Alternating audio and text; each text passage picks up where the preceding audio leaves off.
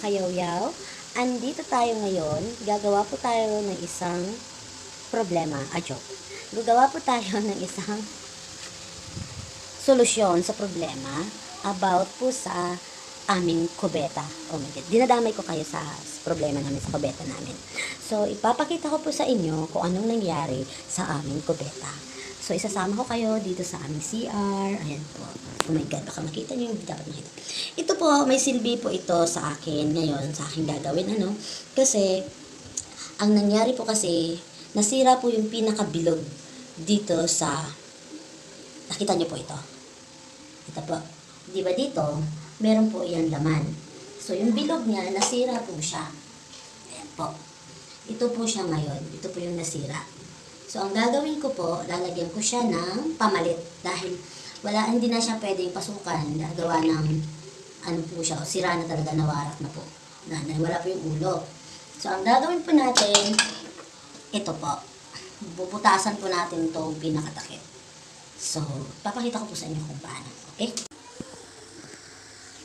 So, dito, tatanggalin natin yung takip syempre. Paano natin siya mabubutasan kung hindi natin siya tatanggalin?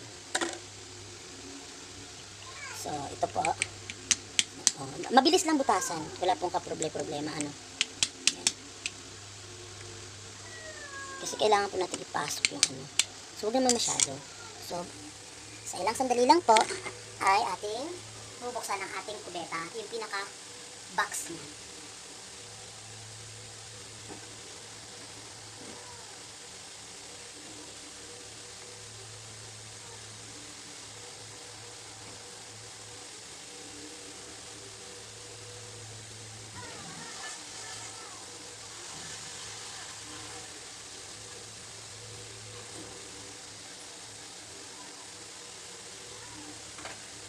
Okay po. So, ibabalik po natin dito. So, ngayon, sasamahan niyo po ako. Pasensya na, wala akong ipin ngayon. Mga kayawyaw.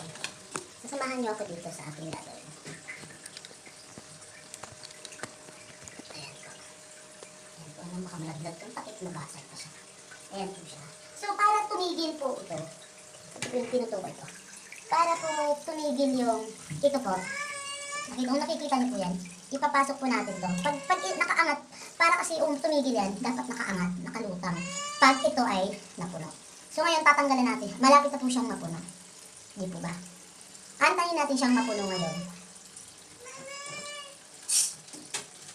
Ayan po. Ayan po, continue po natin yung ginagawa natin kanina, mga kayawyaw. Hindi po yan titigil. Itong awas na yan, yan po, kung nakikita niyo po ba? Hindi po yan titigil hanggat hindi po to aangat. So, dahil doon sa bola na yon, dahil po sa dito, ito po yung nagpo-provide para tumigil. So, dahil sira nga po siya, ito po yung ipapalit natin. So, ayan, puno na po siya, Hindi pa rin yan tumitigil. So, para tumigil, ito po yung gagawin natin. Ayan po, itutuloy po natin mga kayawyaw.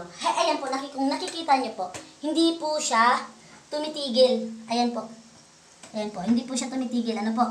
Kahit puno na. So, ang gagawin natin, ilalagay natin ngayon. Kasi wala po talaga akong mabiling ganyan lang. Kailangan talaga kasama siya sa isang ganito. So, sayang naman, buong-buo pa naman yung toilet bowl. So, ang gagawin ko po, ipapasok ko po ito. Ayan po. Sensya na, hindi na po makikita. Yung binutas po natin, mga kayawyaw, ito po yun, papasok natin siya, matigas po siya, po? Ayan po.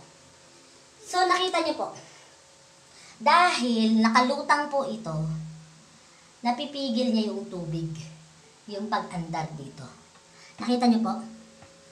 Ayan po, mga kayawyaw. So, solve po ang ating problema. Ganyan lang po kabilis gagawin ang problema sa ating bowl na katulad nun. Okay po, maraming salamat. Thank you for watching. Bye-bye.